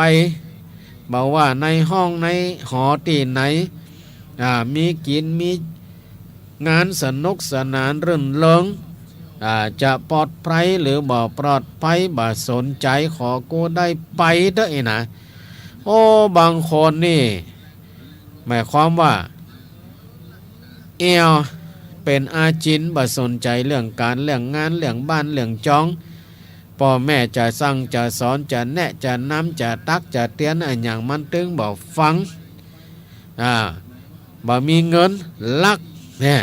เอานั่นไปขายเอานี่ไปขายไปเอวไปกินไปเที่ยวเตรสถานเริงลมต่างๆบางคนก็ไปมาเมื่อแล้วก็ลองคิดเพราะว่าเฮาน่าจะหยุดอยู่บ้านถ้าเฮาเป็นหัวหน้าครอบครัวหรือมีครอบมีครัวแล้วก็ลองฮัดมาอยู่กับครอบครัวพอละฮัดกินข้าวในบ้านพองละฮัดซื้ออันหยังตั้งนอกมากินกับครอบกับครัวกับลูกกับเมียสามีภรรยาลองซื้อมากิน ในบ้านพอละนี่นะหัดมากินกันนะตึงครอบครัวตึงป่อตึงแม่ตึงลูกพอละมันจะทำได้ก็นี่นะจะเปลี่ยนแปลงได้ก็จะปรับปรุงได้ก็จะปฏิรูปได้ก็นี่นะก็ลองทำพอเนาะบางคนเนี่ยอันหยังบ่เกรงใจไผจะทำอันหยังบ่เกรงใจไผคิดว่าตัวเองนี่อยู่คนเดียวกันนะโอ้บางคนนี่เปิดเพลงเปิดดนตรีเปิดคาราโอเกะกินเหล้าเมาร้องลำทำเพลงในบ้านตัวเก่าเนาะในบ้านตัวเก่าถ้าว่าเมื่อนานไหนมาจอยเนี่ยเตี้ยก็พอยังแค้นบางคนเนี่ยตึงวันเสียงดังแล้วบ่ดังอีกดังไป3 บ้าน 4 บ้านเปิ้นจะชอบก็บ่ชอบก็บ่สนใจคือเอาใจตัวเองว่าบ่เกรงใจไผนะอันนี้ก็ลองมาคิดพอแล้วว่าเฮาเนี่ยใจเฮาทำใจเฮาลื่นเริงสนุกสนานอย่างอันอย่างเปิ้นจะชอบก็ว่าบ่ชอบฮะเปิ้นจะชอบก็ว่าบ่ชอบฮะถ้าว่าเปิ้นบ่ชอบ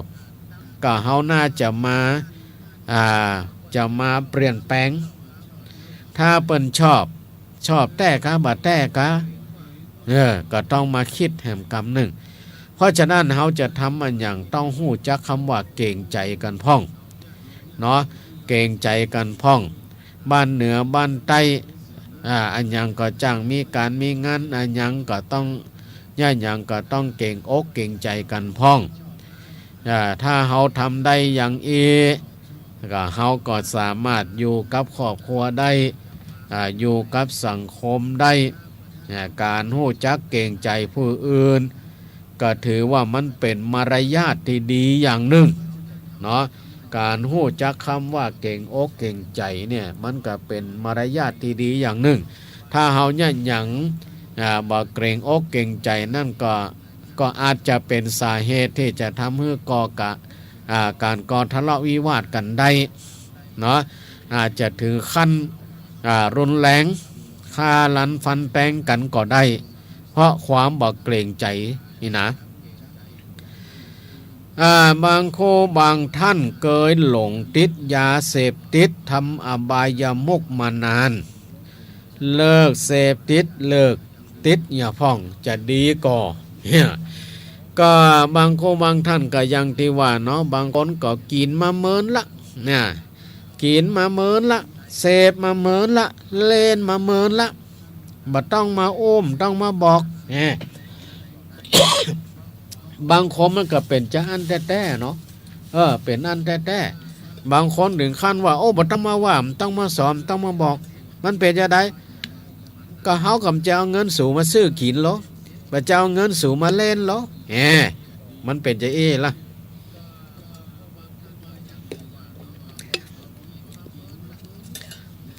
มันเป็นจะเนาะเพราะว่าบางคนนั่นสังคมเขามันเป็นอย่างบางทีป่อก็เล่นแม่ก็เล่น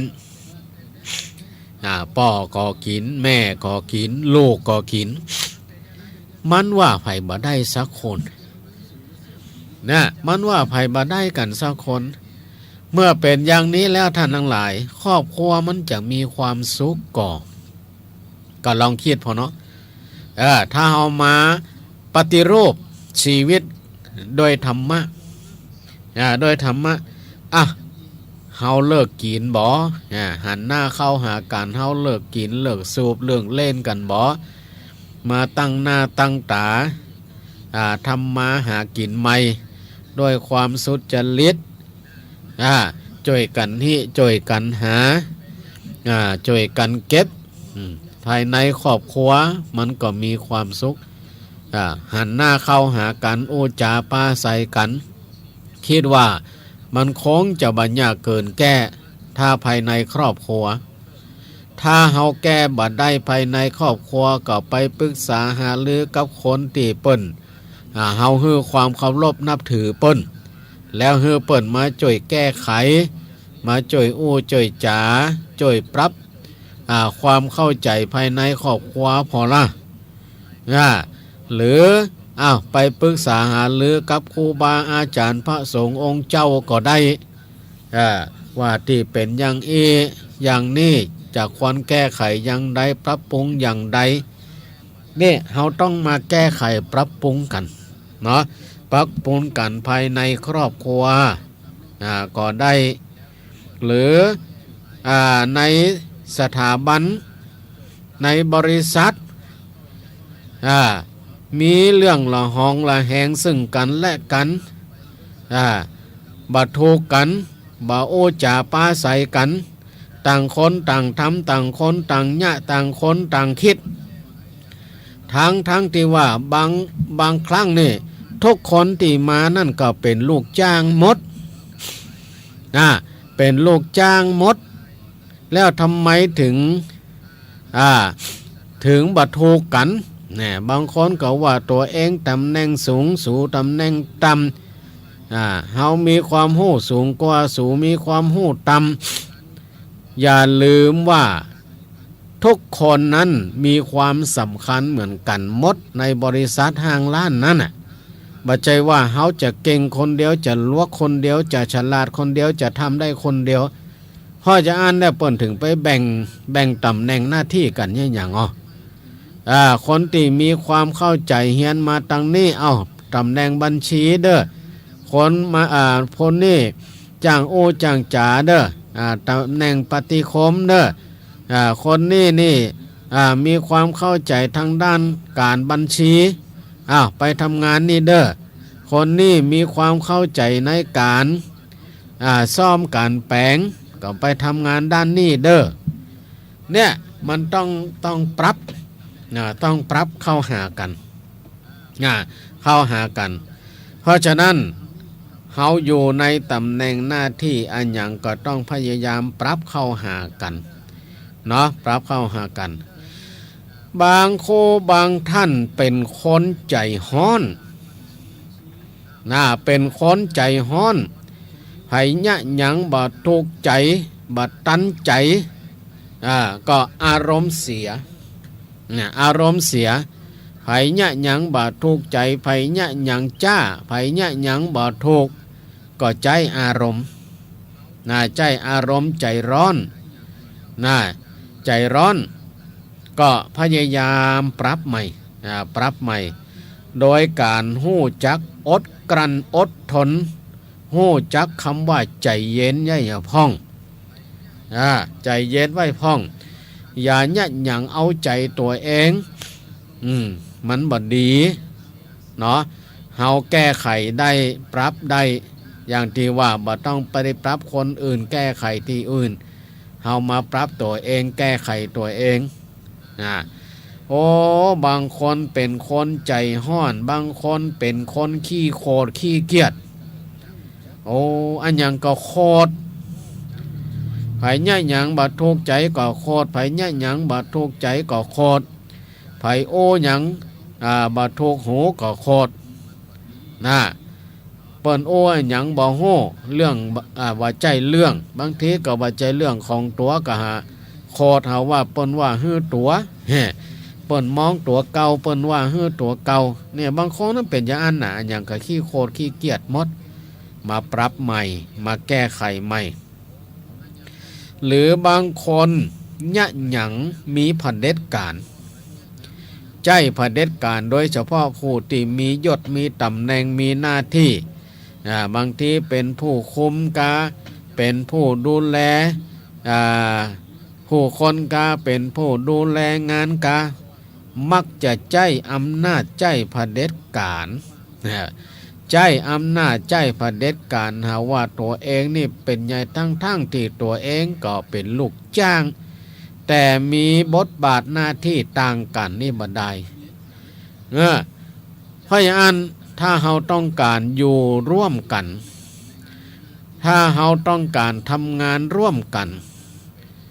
ไผมียศมีตำแหน่งหน้าที่อันหยังก็ก้อยอู้ก้อยจากันไปเนาะมันใจว่าอันหยังก็ลงโทษอันหยังคิดว่าตัวเองมีอำนาจ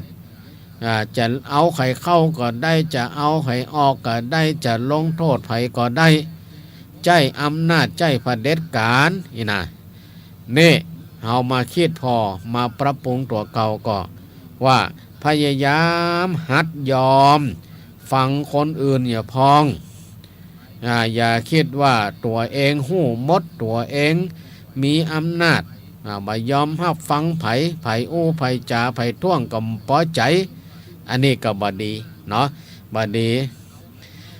บางคู่บางขั้นบางคนเกยสร้างศัตรูมามากไปที่ไหนก็มีแต่ศัตรูไปที่ไหนก็มีสร้างแต่ศัตรูโอ้ลองมาคิดมาพิจารณาเนาะการมีศัตรูกับการมีมิตรที่ดีเนี่ยเฮาต้องการสิ่งใดต้องการบุคคลประเภทใดถ้าเฮาไปไหนมีแต่ศัตรูเนี่ยท่านทั้งหลายอย่าหวังความปลอดภัยในชีวิตเด้ออย่าหวังความปลอดภัยในชีวิตถ้ามีแต่ศัตรูนะ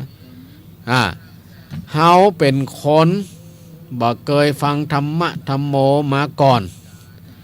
ลองมาหัดฟังธรรมะธรรมโมดูท่านทั้งหลายโอ้ก็ยังที่ว่านะบางคนเนี่ยบ่สนใจบ่สนใจเช่นว่าโอ้บ่เดี๋ยวนี้เปิ้นมีรายการธรรมะของคืนสีขาวนี่นะมีพระนักจัดรายการมีครูบาอาจารย์โอ้รายการนั่นรายการนี่มีนักเด้อมีนักเด้อโอ้บางครูบางทนก็บ่สนใจนี่เด้อบ่สนใจอย่างโมโหมะโมโมมะโมโมอย่างงั้นขี้เหล้าอย่างเขาว่าขี้เหล้านั่นน่ะฟังน้ำฟังธรรมกินน้ำพริกดำกับข้าวนี่แหละฟังกำขี้เหล้ากินลาบกินซ่าถึงวันนี่หรอท่านทั้งหลายบางคนมันก็เป็นประเภทนี้เนาะบางคนนี่บอกโหเลยคำว่าธรรมะธรรมโมเป็นอย่างใดผิดถูกเป็นอย่างใด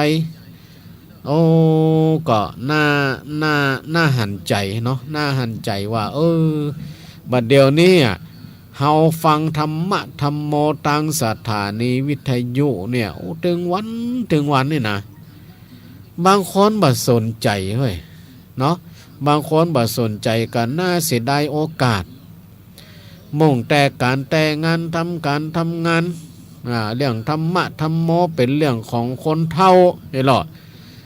เรื่องเล่าเรื่องยาเป็นเรื่องของคนหนุ่มบัดเฒ่าเตี้ยบัดต้องฟังธรรมะธรรมโมเนี่ยบางคนมันก็เป็นไปในทำนองนี่ก็เลยอย่างใดชีวิตในการเป็นอยู่ก็ลำบากเนาะคนที่ขาดธรรมะธรรมโมเนี่ยวิถีชีวิตในการดำเนินมันก็ลำบากต้องมาปรับปรุงมาปฏิวัติกันใหม่ปรับปรุงตนเองปรับปรุงตนเองหัดสำรวจตัวเองครับปรับปรุงตัวเองอย่าพ้องหัดเป็นคนมีศีลมีธรรมหัดเป็นคนฟังเทศน์ฟังธรรมพอละมันยากก็ว่ามันบันยาก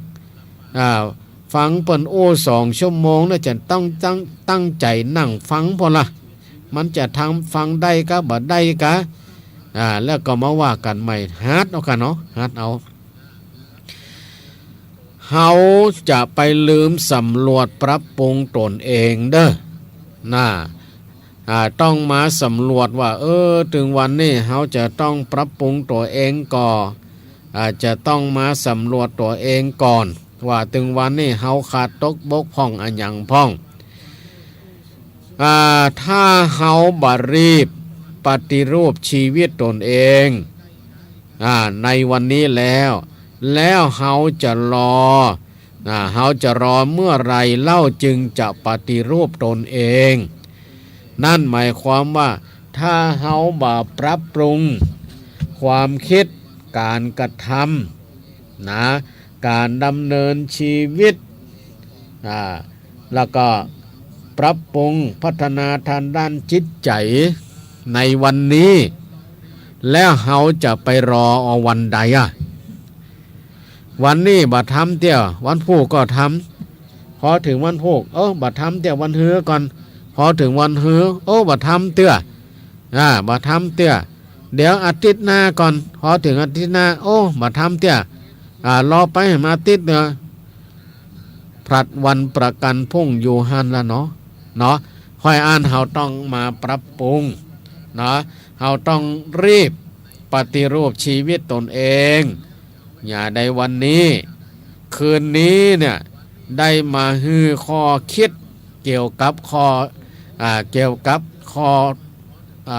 บกพร่องของเฮาเนาะข้อบกพร่องของเฮาว่าสิ่งใดพ่องที่เฮายังขาดตกบกพร่องก็มาปฏิรูปมาปรับปรุงเปลี่ยนแปลงชีวิตกันใหม่เด้อเนาะปรับปรุงชีวิตกันใหม่มันบ่มีไผที่จะทำให้ไผได้นอกจากเฮาได้ยินได้ฟังแล้วก็มาคิดมาพิจารณาว่าเฮายังขาดตกบกพร่องสิ่งใดประการใดอยู่กะก็มาปรับปรุงแก้ไขสิ่งนั้นข้อนั้นแล้วเฮาจะมีชีวิตที่มีความสุขเอาละการปฏิรูปชีวิตโดยธรรมะคือการปฏิรูปตัวเองนี่แหละเนาะปฏิรูปตัวเองนี่แหละคือมันดีขึ้นเจริญขึ้นเฮาจะทำหรือไม่ทำก็อยู่ที่ตัวเฮาเนาะอยู่ที่ตัวเฮายังบ่สายเกินแก้ชีวิตไร้สาระขณะนี้ยังไม่สายเกินที่จะแก้ไขแม้ชีวิตเหลือน้อยลงเพียงใดควรภูมิใจที่ได้ทำดีทันมีคนเห็นหรือไม่เป็นไรเล่าควรเลือกเอาความดีที่สร้างสรรค์มีคนเห็นหรือไม่สำคัญใจเรานั้นรู้ว่าดีเท่านี้พอเวลาและวารีมิคอยใครอันเวลาและวารีมิได้มีไว้คอยใครเรือเมและรถไฟย่อมแล่นไปตามเวลาและอืดอาดมักจะพลาดปรารถนาขาดแล้วจะโศกานิจาเราช้าไปเอาละคืนนี้ได้มาฮือข้อคิดเกี่ยวกับการปฏิรูปชีวิตด้วยธรรมะก็พอสมควรพอสมควรก็ขอฝากไว้เป็นข้อคิดพิจารณาเพื่อจะได้มาไตรตรองตัวเองว่าเรามีพฤติกรรมในการกระทำในการในการคิดในการดำเนินชีวิตของเฮาเป็นอย่างใดพ้องขาดตกบกพร่องประการใดพ้องชีวิตของเฮาเป็นอย่างใดพ้องสมควรแล้วหรือยังที่เฮาจะมาปรับปรุงเปลี่ยนแปลงการดำเนินชีวิตคือมาปฏิรูปชีวิตใหม่ถ้าอย่างไหนมันขาดตกบกพร่องก็มาแก้ไขมาปรับปรุงใหม่แต่ถ้าอันใดที่มันดีแล้วก็จงรักษาสิ่งนั้นและปฏิบัติไปให้มันดีขึ้นเอาละตอนนี้จะได้ขอพักเสียงพักสายตาเนี่ยสักกำหนึ่งเดี๋ยวไปฉันนั่นชำท่าล่างหน้าล่างตาแล้วในช่วงที่2นี้ก็จะได้มาเปิดสายหน้าไมค์ให้ท่านมาแสดงข้อคิดเห็นก็ได้ฟังแล้วเป็นอย่างใดได้ความโหได้ความเข้าใจในการดำเนินชีวิตของตัวเองนั่นไปแหมนักก่อดีแหมนักก่อตอนนี้ขอพักเสียงสักกำกันเด้อ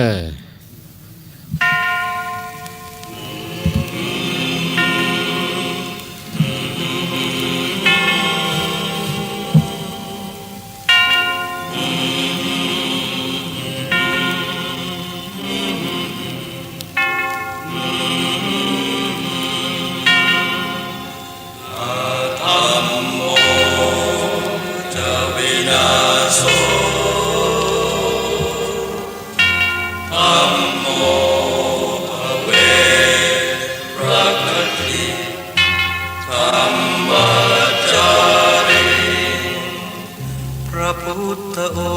งค์ท่านทรงตรัสรู้เป็นสัพพัญญูตรัสสอนความจริงว่าธรรมะย่อมชนะทุกสิ่งเป็นที่พึงพิงแก่ผู้ประพฤติชอบธรรมธัมโมจะวินาโสธัมโมภเวรัตติธัมมาจาริอำนาจใดๆก็ตามย่อมถึงความพินาศถ้าขาดธรรมะประจำไม่มีใครอยู่ค้ำฟ้าเราต่างเกิดมาใช้กรรมจงอยู่ในศีลในธรรมคิดทำแต่กรรมที่ดีธัมโมจะวินาโส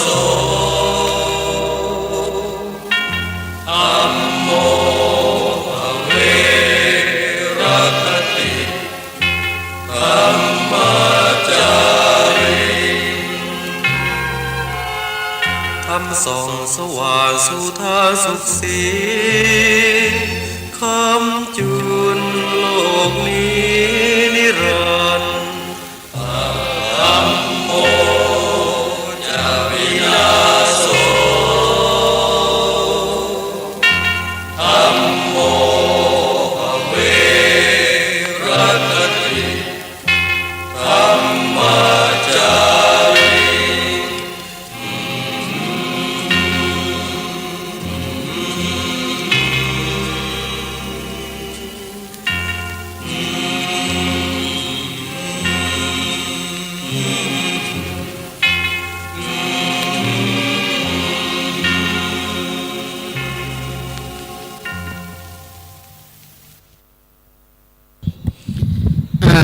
ตอนนี้ก็ชันน้ำชันท่าคอจุ่มคอเย็นล่างหน้าล่างตาตาก็สว่างขึ้นในช่วงที่สองของรายการธรรมะเพื่อชีวีคือการดำเนินชีวิตที่มีธรรมะเป็นเครื่องยึดเหนี่ยวจิตใจ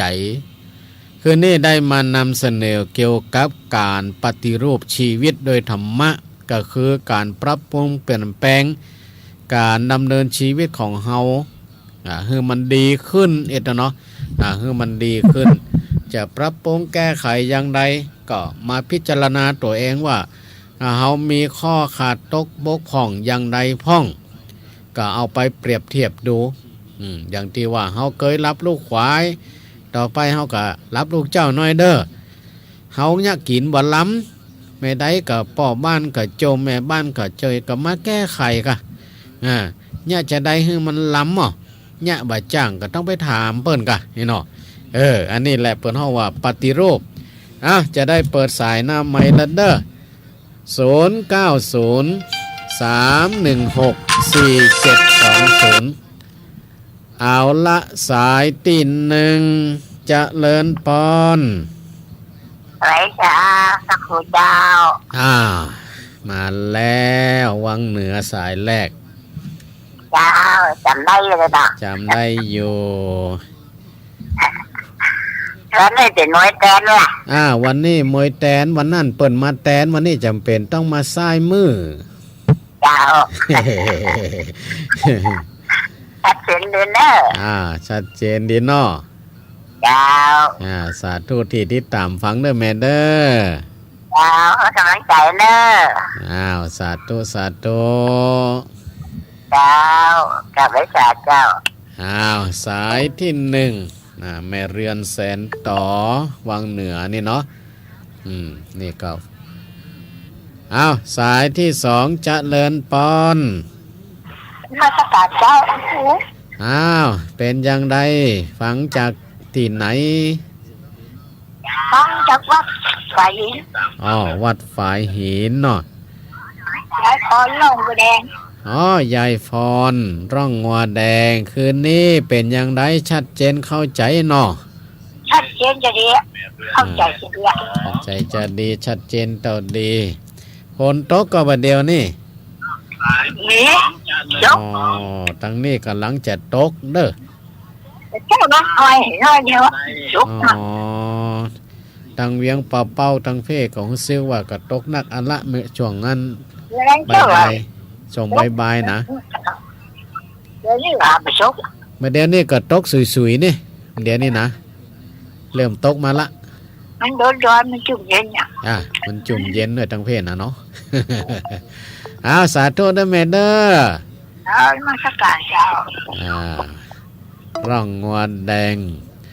0903164720อ้าวสายต่อไปเจริญปอน เจ้าสาธุเจ้า อ้าวจากที่ไหน แม่น้อมตะจางเวียงหนองร่องเจ้า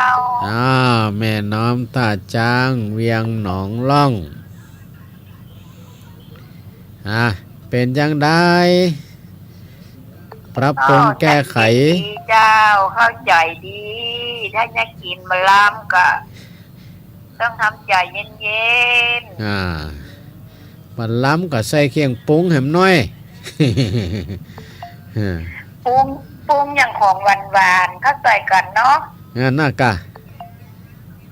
กินหวานบ่ได้ก็เอาอย่างอื่นมาทดแทนได้เนาะ เจ้าน้ำพริกมาล้ำก็กินกับน้ำอ้อยเนาะ นั่นน่ะกะโอ้เนาะ อ้าวสาธุเด้อแม่เด้อ เจ้าสาธุ สา เจ้า ธุสาธุ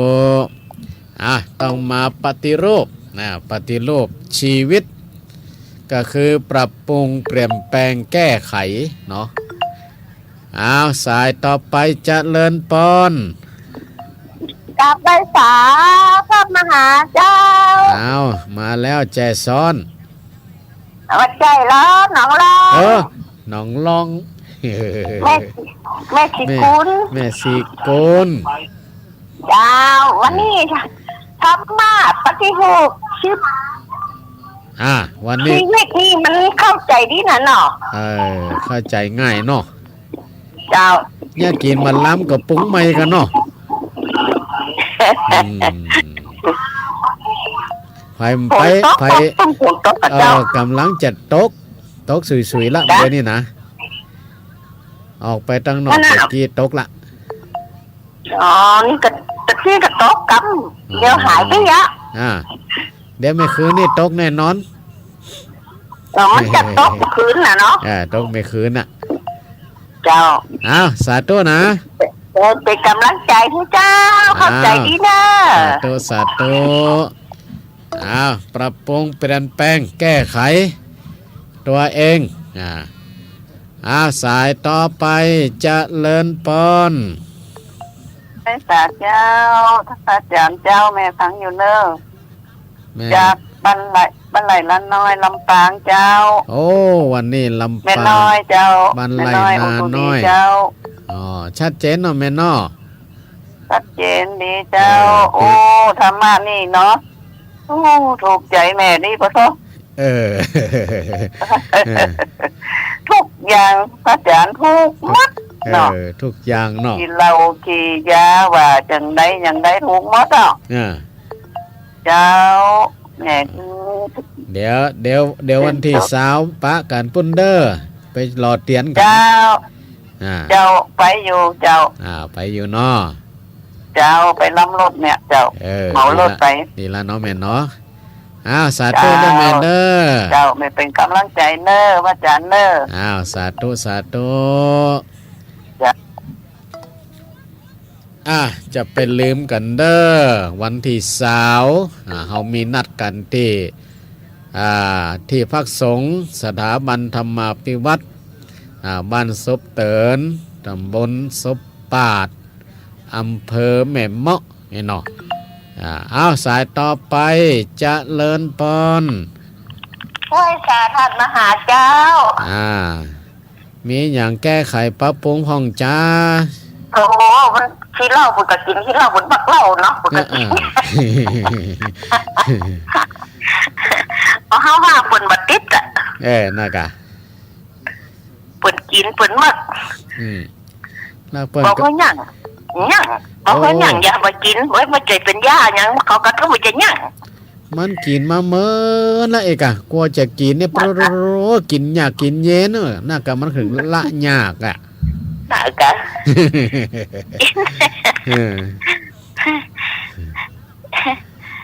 แต่ฉันก็เมาเขาเปิดซ้อนเปิดกูค้นน่ะเมาเปิดกูค้นน่ะกินเหล้านะขมพังกินอยู่ก็ยังว่านั่นกะมันกรรมภัยกรรมมันนะเนาะเจ้ามันกรรมมาหมดก็เป็นเรื่องของเปิ้นมันน่ะสาธุเด้อแม่เด้อเจ้าสาธุเจ้าโอ้สายเข้ามานักเนาะตอนนี้ข้อความเข้ามานี่107ข้อความกดมาเด้อสายต่อไปจะเลินปอนจะไม่สัตว์พ่อหาโทรมาจากบ้านห้องละปนไปเนอะบ้านห้องละปนมาแล้วเจ้าพ่อสายทองเจ้ามีที่3พ่อหาอยู่เจ้าชัดเจนดีลองพูนดีโอเจ้าชัดเจนดีเนาะแม่เนาะฝนตกก็ปุ่นเป็นชัดเจนดีเจ้าฝนบ่ตกก้าทั้งปุ่นตกทุกวันเจ้าอันนี้ก็ตกเกินหน่อยเลยล่ะดีละจุ่มเย็นเนาะแม่เนาะน่ากะเฮ็ดขอสะฟาดเหลืองเฮ็ดลมสาธุเด้อแม่เด้อยังติดตามอยู่สาธุเจ้าสวัสดีเจ้าก็ช่วงนี้มันก็เป็นช่วงของฤดูฝนเนาะก็เป็นเรื่องธรรมดาเป็นเรื่องธรรมดาถ้าฝนบ่ตกนี่กะมันพิษเนาะสายต่อไปจะเลินปอนเจ้าจากนาแจแม่บุญนักบ้านนาแจเพิ่นไม่มอจังหวัดลำปางเจ้าเดี๋ยววันที่20ป้าขันปุ้นเด้อจะได้ไปบุญนะอาจารย์เปิ่นอยู่เวียงเป่านี่เปิ่นยังไปอันนั้นอยู่ใกล้หันบ่ไปนี่บ่ม่วนเด้อแต่ก็ค่อยไปว่าจะไปได้ก็เนี่ยรถได้ก็แล้วก็ย่างอ้างเป็นกระดูกฝุ่นนะอาจารย์ใครไปตึกกับกุฏิจะไปกาไปบ้านหลายรอบแล้วไปปลูกต้นไม้ที่คนนั้นอย่างก็อันอย่างคนนั้นน่ะเพราะไงบดเขาเป็นลอยแล้วจะไปเนี่ยสีแหลกที่คนปลูกนะมาลองกองมาทุเรียนมาอันลำไยอย่างหน่วยสะพานม่วงอย่างจะไปยังหันว่าสามารถจันสาธิตกันว่าโอ้ยมที่เป็นก็เป็นเล่าอีน่ะเป็นว่ามาพอเตยโอ้เป็นคือเป็นเนื้อเนาะตอนนั้นเป็นยังกำลังสร้างห้องน้ำสร้างอย่างก็ไป2-3 ปีพักกันนะดีละก็เป็นยังเนาะถ้ามีโอกาสไปได้ก็ไปจะตังไปฮื้อเปิ่นอยู่แล้วก็มีคนอาจจะมาพาโอนฮื้อเปิ่นอยู่นั่นนะถึงพระอาจารย์สมศักดิ์ตัวเราใครไปเดี๋ยวเนี่ยก็เป็นยังก็ฮักมันเซ่ปุ่นเซ่มันบ่ค่อยสะดวกกันเนี่ยได้ก็รักษาสุขภาพไปก่อนเนาะแม่เนาะจ้าเจ้าว่าอันคำมาวันนี้อยากให้เขาฟังเส้นเนอบางคนนะเขาว่าอันเขาว่าอันติดพังอันเมาทุกเจ้านี่พังทุกเจ้าจังวันนะบางคนเขาถึงพังแต่ก็แต่พังมาสมัยได้โมได้มาได้กินหลายสิบปีแล้วกำเป็นยังเนาะเพราะว่ามันแล้วแต่ใครจะแก้ไขปรับปรุงเปลี่ยนแปลงชีวิตตัวเองเนาะแม่เนาะ เจ้าเกิดเจ้าได้อยู่ด้วยกับธรรมะเนาะจังหวันเนี่ยดีละเนาะแม่เนาะแม่เจ้าก็พังแม่คืนเจ้าก็พังพังตลอดอ่ะที่ฝนออก2 โมง 3 โมงเจ้าก็พังตลอดบ่สิพังอย่างอื่นทีวีเจ้าพอสักเสียดีละเนาะเจ้าคือกำลังใจเด้ออาจารย์สาธุอยู่นี่มีสุขเด้อแม่เด้อโอ้วันนี้ข้อความเข้ามา170ข้อความแล้วดูสายต่อไปเจริญปอนไปสาครับปอโอ้ยมาละกะครับจากที่ปาพาลีพาลีเนาะชัดเจนเนาะปอนอคืนนี้ชัดเจนดีครับปาพาลีครับชัดเจนดีดีละฟังเข้าใจอยู่เนาะครับดีละเนาะเป็นกำลังใจให้ลูกให้หลานเด้อครับสาธุฟังเป็นกำลังใจให้ได้ฟังเป็นวันอนุโมทนาเด้อปอเด้อครับอันนี้ก็ถือว่าเป็นตัวอย่างให้กับลูกกับหลานได้เนาะอายุ90ปลายแล้วเปิ้นก็ยังฟังอยู่เนาะสายต่อไปจะเลินปอนเจ้าแก่บ้านแฉเจ้าท่านพระมหาเจ้าแม่สุเกียวบรรศิลพรสิเตี้ยเด้อฟังอยู่เด้อชัดเจนดีเด้อเจ้าดีละฝนบัดตกแต่เนาะแม่เนาะตกเมื่อ5 โมงตะกี้เจ้าเจ้าชัดเจนขึ้น 98.7 แน่วัดห้วยตองซักนะเจ้าสาธุปรับปรุงตรงตกแต่งตัวภายตัวมันเนาะแม่นละทุเจ้านี่กำเจว่าจะไปแก้ไขได้เนาะสาธุตัวภายตัวมันให้ประจำคนอื่นมันก็บ่ถูกเปิ้นบ่ใจนี้เฮาก็ปรับปรุงตัวของเฮาเองแม่นละเนาะเจ้ากลับไว้ฉะเด้อท่านพระแม่เจ้าจัดรู้เด้อเจ้าเด้อก็เฮาได้ยินได้ฟังแล้วก็ไปปรับปรุงแก้ไขเนาะในการดำเนินชีวิตของไผของมัน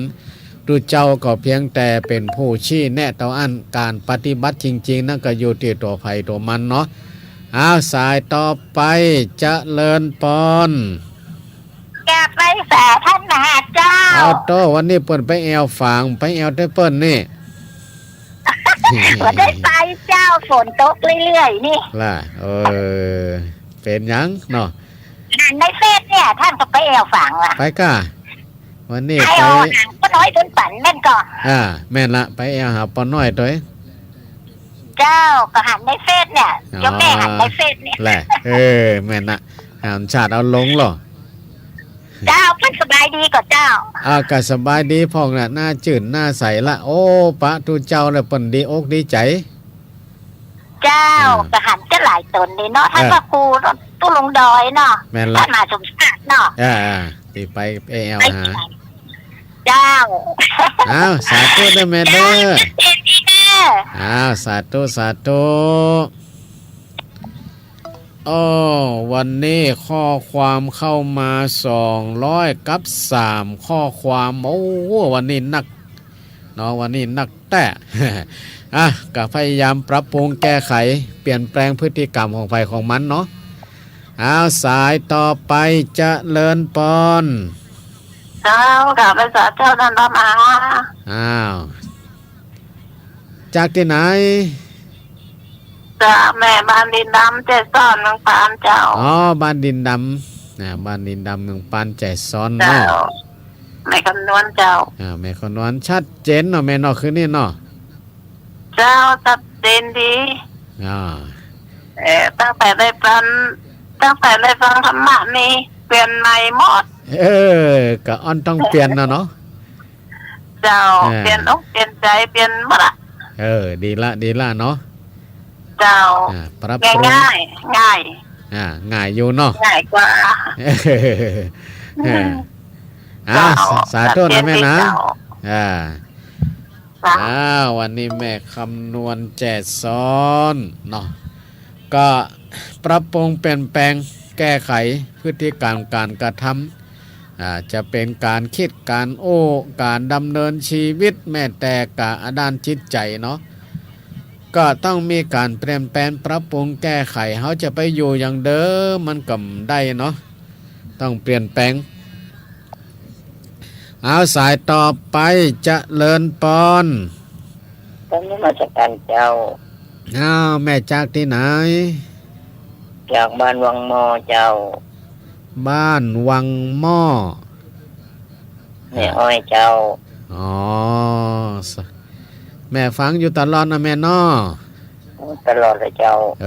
ดีละยังได้กับปรับปรุงแก้ไขเนาะตัวไผ่ตัวมันเนาะแม่น้อดูเจ้าก็เพียงแต่เป็นผู้ชี้แนะเตาอันนะเนาะยังเดียวกันนะชี้แนะมานั่นนะกับปฏิบัติตามถ้าใครต้องการจะเปลี่ยนแปลงวิถีชีวิตการเป็นอยู่ก็ต้องเปลี่ยนแปลงเนาะแม่เนาะสาธุนะแม่นะแม่เป็นกำลังใจให้เจ้าสาธุวันนี้ข้อความเข้ามานักแต่เนาะสัญญาณมันจนกันเด้อวันนี้ก็มีผู้ที่กดเข้ามาเนาะเอาละบรรดาญาติโยมทั้งหลายคืนนี้เวลาหมดเวลาขอเป็นสายสุดท้ายเด้อเจริญปอนว่าจ้าทำครูเจ้าอีแม่เด็กมานะการเรียนสอนตัวหน่อยแม่เด็กนะ200 กว่าข้อความเข้ามาวันนี้นะนี่นั่นแม่เด็กบอกว่าตึ้งได้ข้อความติ๊กๆมือเขียนภาษาดีละติดละกันเดียวกันนี่เนาะนั่นน่ะการดัดติดลำเดี๋ยวนี้นะนั่นมาใครโทรเนี่ยไหนมาใครโทรนะโทรมาติดให้โทรติดกับเปลี่ยนกันเนาะจูลงดอยโทรถึงมาติดมันควรอันสายนักเวลาจะหมดไปอย่าละเจ้านะแม่ขอกำลังใจเนอะสาธุนี่ก็แม่ไล่ภาพเตจะเป็นสายสุดท้ายเนาะเอาละค่ำของคืนนี้วันนี้เวลาหมดเวลาก็ขออนุโมทนากับผู้อำนวยการสถานีทุกสถานีเด้อก็ขอราธนาเอาคุณของพระพุทธพระธรรมพระสงฆ์คุณงามความดีอันเกิดจากการฟังจงมาพิบาลรักษาให้บรรดาศรัทธาญาติโยมทั้งหลายเจริญไปโดยอายุวันนะสุขะพละปัต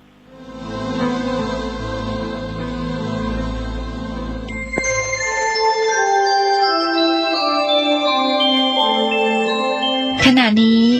ท่านกำลังฟังสถานีวิทยุกระจายเสียง FM 104.5 เมกะเฮิรตซ์